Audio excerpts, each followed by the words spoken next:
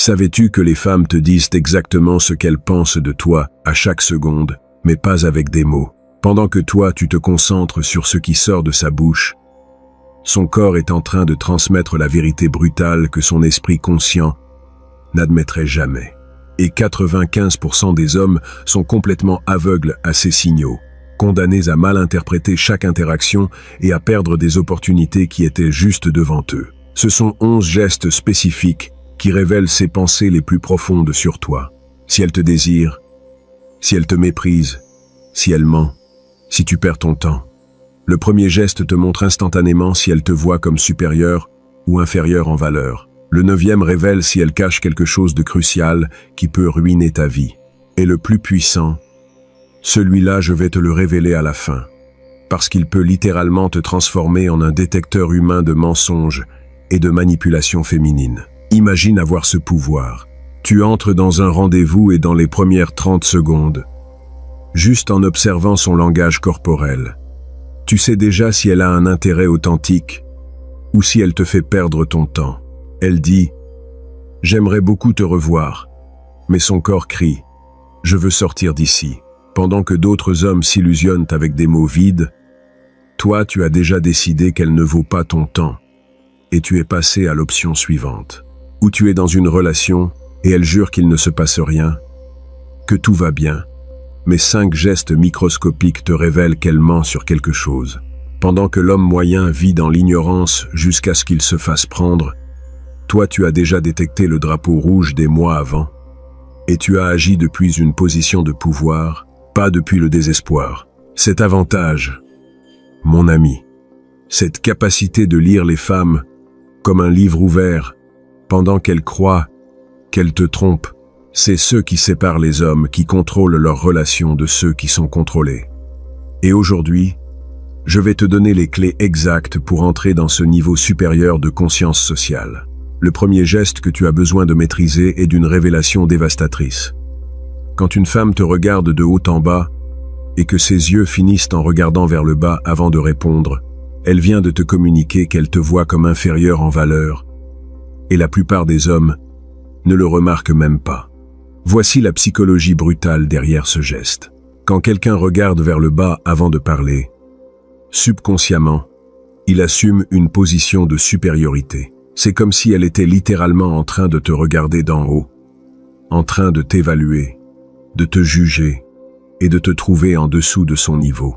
Tu verras cela constamment dans des interactions où la femme n'est pas impressionnée. Tu lui parles. Elle te fait un balayage visuel de haut en bas. Ses yeux s'arrêtent en regardant le sol ou tes chaussures, et ensuite, elle répond avec désintérêt. Cette microseconde de regard vers le bas est son cerveau qui communique. Ce type n'est pas à mon niveau. Ce n'est pas quelque chose de conscient la plupart du temps. Son esprit inconscient a déjà fait le calcul de valeur. Il a évalué ta posture, ta tenue, ton énergie, ton ton de voix, ton langage corporel général. Et en fraction de seconde, il a décidé que tu ne te qualifies pas. Le regard vers le bas est simplement la manifestation physique de cette évaluation négative. Maintenant, cela peut être momentané pour un sujet spécifique ou constant pour une perception générale de valeur. Si vous discutez de quelque chose où elle a une connaissance supérieure, elle peut te regarder vers le bas seulement dans ce contexte. Mais si chaque fois que tu interagis, tu vois ce modèle, mon ami, elle te voit fondamentalement comme moindre. La question cruciale est, pourquoi tolères-tu d'interagir avec quelqu'un qui te voit comme inférieur? Machiavel a écrit qu'il vaut mieux être craint que méprisé, parce que le mépris détruit toute possibilité d'influence. Dans le contexte des femmes, si elles te méprisent dès le début, il n'y a pas de technique qui sauve cette interaction. Ton énergie doit communiquer de la valeur avant qu'elle ait la chance de t'évaluer négativement. Comment éviter de provoquer ce geste? Premièrement, ta posture doit être complètement droite quand tu t'approches. Épaules en arrière, poitrine légèrement sortie, tête en position neutre. Cette posture physique élève automatiquement ton statut perçu et rend plus difficile qu'elle te regarde vers le bas littéralement. Deuxièmement, ton premier contact visuel doit être fort et soutenu. Pas agressif, mais définitivement pas timide. Quand tu la regardes droit dans les yeux avec une confiance tranquille, Son cerveau enregistre. Cet homme n'a pas peur d'être vu. Cela communique une valeur élevée instantanément. Troisièmement, ton ton de voix doit venir du diaphragme, pas de la gorge. Une voix profonde et résonante active des réponses primitives de respect dans le cerveau féminin. Pratique-le. Parle en sentant la vibration dans ta poitrine, pas dans ton cou. Cette simple différence change complètement comment on te perçoit. Le deuxième geste est subtilement puissant. Quand une femme joint le bout de ses doigts, en formant comme une tour ou une pyramide avec ses mains, elle est dans un état de confiance maximale sur ce qu'elle est en train de dire. Et tu as besoin de prêter beaucoup d'attention à ce moment-là. Ce geste, appelé stippling en anglais, est l'un des indicateurs les plus fiables de certitude interne. Quand quelqu'un forme cette position avec ses doigts, son cerveau est en train de traiter de l'information depuis un lieu de sécurité absolue. Elle n'est pas en train de douter. Elle n'est pas en train d'inventer. Elle croit réellement ce qu'elle communique. Dans le contexte d'interaction avec des femmes, si elle fait ce geste pendant qu'elle te dit quelque chose d'important, tu peux être presque sûr que c'est sa vérité authentique. Par exemple, si elle te dit « Je ne suis pas intéressé par une relation maintenant », pendant qu'elle fait ce geste, crois-la complètement. Elle ne joue pas à la difficile. Elle communique sa réalité. Mais voici ce qui est intéressant. Si elle fait ce geste pendant qu'elle parle de ses standards, ses limites ou ses attentes, elle révèle exactement ce que tu as besoin de remplir pour avoir une opportunité avec elle. Elle n'est pas en train de tester. Elle est en train de déclarer. Un homme intelligent écoute ces moments comme s'ils étaient de l'or. Tu verras aussi ce geste quand elle parle de sujets où elle a une expertise authentique. Si vous discutez de quelque chose et qu'elle joint le bout des doigts pendant qu'elle explique, cela signifie qu'elle sait vraiment de quoi elle parle. Respecte cette connaissance. Ne l'interromps pas. Laisse-la briller. Les femmes se sentent attirées par des hommes qui peuvent reconnaître leurs compétences sans se sentir menacées. Le troisième geste est l'épreuve du feu, pour détecter la sincérité. Quand elle montre les paumes de ses mains ouvertement et maintient sa poitrine découverte sans croiser les bras, elle est véritablement honnête et n'a rien à cacher à ce moment-là. C'est un langage corporel primordial, mon ami. Évolutivement, montrer les paumes vides communiquait « Je n'ai pas d'armes, je ne suis pas une menace ». Dans des contextes modernes, cet instinct demeure. Les personnes honnêtes montrent inconsciemment leurs paumes pendant qu'elles parlent. Les personnes qui mentent ont tendance à cacher leurs mains dans les poches, derrière le dos, sous la table. Quand une femme parle avec toi avec une posture ouverte, paume visible, poitrine non couverte par des bras croisés ou un sac, sa communication non verbale est en train de crier. Ce que je dis est vrai, je n'ai pas d'agenda caché. C'est l'un des groupes de langage corporel les plus fiables pour évaluer l'honnêteté. Combine ça avec un contact visuel cohérent et une voix tranquille. Et tu as la tiercé gagnant de l'authenticité. Cette femme, à ce moment, est en train d'être réelle avec toi. Ce qu'elle dit avec des mots coïncide avec ce qu'elle ressent intérieurement. Cette congruence est rare et précieuse. Mais attention, mon ami. La présence de ces gestes indique une honnêteté probable. Mais leur absence n'indique pas toujours le mensonge. Certaines personnes ont simplement un langage corporel plus fermé par nature ou par insécurité. N'utilise pas un seul geste pour juger. Tu as besoin de voir des modèles et des combinaisons. Le quatrième geste révèle un intérêt romantique potentiel. Et la plupart des hommes le manquent complètement. Quand une femme se touche le visage pendant qu'elle t'écoute, spécialement la joue, le menton, ou joue avec ses cheveux près du visage, elle est à l'aise avec toi et trouve l'interaction plaisante. Cet autocontact facial est ce que les psychologues appellent un comportement adaptateur. Quand nous sommes à l'aise et que nous apprécions une interaction, inconsciemment, nous nous touchons de façon qui augmente notre plaisir sensoriel. C'est comme si son corps disait « J'aime comment je me sens en ce moment même ». Dans un rendez-vous romantique, si tu remarques qu'elle touche fréquemment son visage, joue avec ses cheveux, caresse son cou pendant que tu parles, son cerveau est en train de traiter l'attraction. Elle n'est pas nécessairement prête à coucher avec toi ce soir-là. Mais définitivement, il y a de l'intérêt. Il y a de la connexion. Il y a du potentiel. La clé est la fréquence et le contexte. Si elle le fait une fois, ça peut être juste un geste aléatoire. Mais si tu vois un modèle où chaque fois que tu dis quelque chose qui la fait rire ou sourire, elle touche son visage, mon ami, tu es en train d'activer des réponses positives, continue de faire ce que tu fais. Maintenant, contraste ça avec l'absence totale d'autocontact. Si pendant tout un rendez-vous, elle maintient ses mains complètement immobiles, sans jouer avec rien, sans se toucher, sans gesticuler naturellement, son corps est tendu, et la tension indique de l'inconfort ou un manque de connexion. Ce rendez-vous ne va probablement nulle part. Question rapide pour toi, mon ami. Dans ton expérience, qu'est-ce qui est le plus révélateur de l'intérêt réel d'une femme? A. Ce qu'elle dit avec des mots, sur si tu lui plais ou non. B. Son langage corporel et ses gestes inconscients. Écris A ou B dans les commentaires et explique pourquoi tu crois que cette option est plus fiable. Je veux voir combien font déjà plus confiance au corps qu'aux mots. Le 5e geste est le tueur de conversation. Et beaucoup d'hommes ne le détectent pas jusqu'à ce qu'ils aient déjà perdu. Quand une femme regarde constamment partout, sauf toi pendant que tu parles, son cerveau cherche désespérément quelque chose de plus intéressant que toi. C'est le signal de désintérêt le plus évident, mais le plus ignoré. Son attention visuelle est comme un projecteur qui illumine ce que son cerveau trouve précieux. Quand ce projecteur s'éloigne constamment de toi, vers d'autres personnes, son téléphone, le menu, la décoration, littéralement n'importe quoi sauf ton visage, le message est cristallin. Ceci ne m'intéresse pas. Le cerveau humain se concentre naturellement sur ce qu'il trouve stimulant ou important. Quand nous sommes véritablement intéressés par quelqu'un, nos yeux sont magnétiquement attirés vers eux. Nous devons nous efforcer consciemment pour regarder ailleurs. Mais quand nous nous ennuyons, nous devons nous efforcer pour maintenir le contact visuel. Si tu es dans une interaction et que tu remarques ce modèle, tu as 2 options. Option 1, change complètement le sujet ou l'énergie de la conversation. Dis quelque chose d'inattendu, de controversé, d'amusant, n'importe quoi qui brise le modèle d'ennui.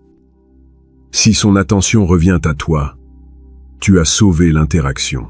Option 2, est fréquemment la plus intelligente, reconnais que cette femme spécifique n'est pas réceptive et termine l'interaction avec dignité.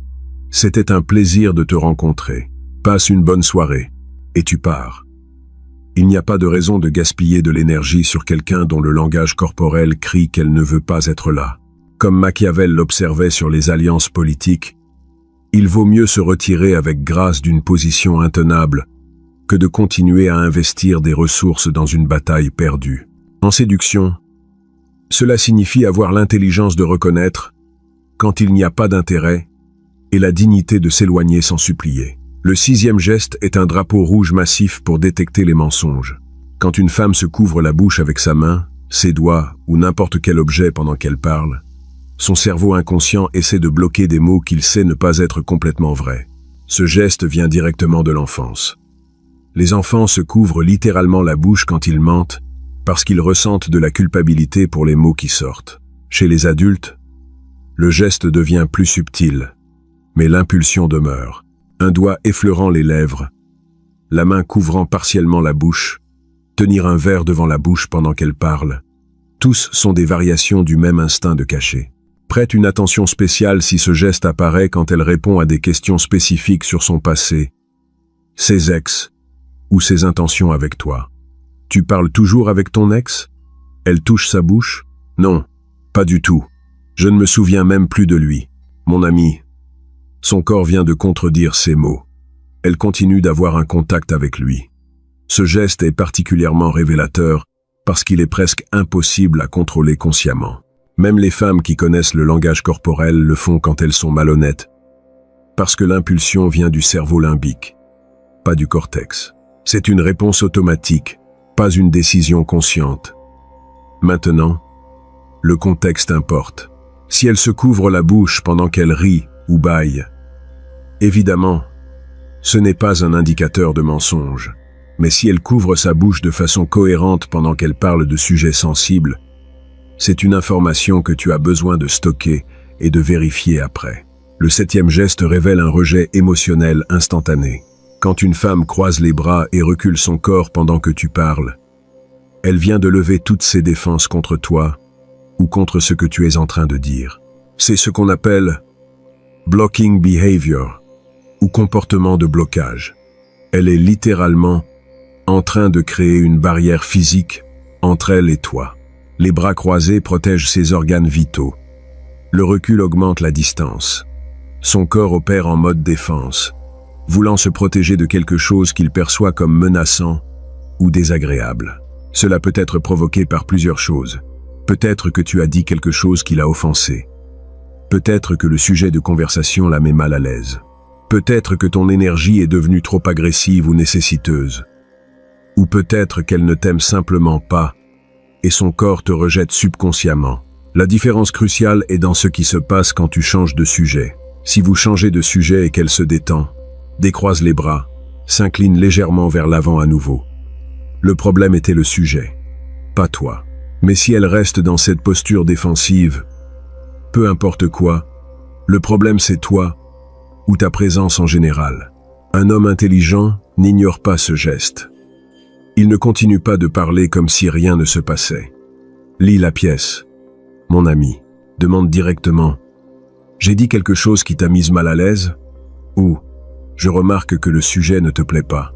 Tu veux parler d'autre chose? Ce calibrage social montre de l'intelligence émotionnelle. Et l'intelligence émotionnelle est attirante. Le 8e geste indique un inconfort psychologique profond. Quand une femme place ses mains derrière sa nuque ou gratte cette zone de façon répétée, elle expérimente de la honte, de l'insécurité ou de l'anxiété sur la situation actuelle. Le cou est une zone extrêmement vulnérable. Évolutivement, protéger le cou protège les artères qui soutiennent la vie. Quand quelqu'un expose son cou, en le touchant ou en le grattant, il est dans un état de vulnérabilité émotionnelle. C'est comme s'il disait « Je me sens exposé et peu sûr en ce moment même ». Dans des interactions romantiques, tu verras ce geste quand tu toucheras des sujets qui la font se sentir jugée ou inadéquate. Si tu demandes sur son travail et qu'elle touche son cou, elle n'est probablement pas satisfaite de sa carrière. Si tu demandes sur des relations passées et qu'elle gratte sa nuque, il y a de la honte ou de la douleur. Là, ici tu as une décision stratégique. Approfondis-tu ce sujet vulnérable pour créer une connexion émotionnelle profonde? Ou changes-tu de sujet pour la garder confortable et légère? Ça dépend de tes objectifs. Pour une connexion rapide et superficielle, change. Pour une intimité réelle, approfondis avec une empathie authentique. Le 9e geste est critique pour détecter l'insécurité sur ce qu'elle est en train de dire.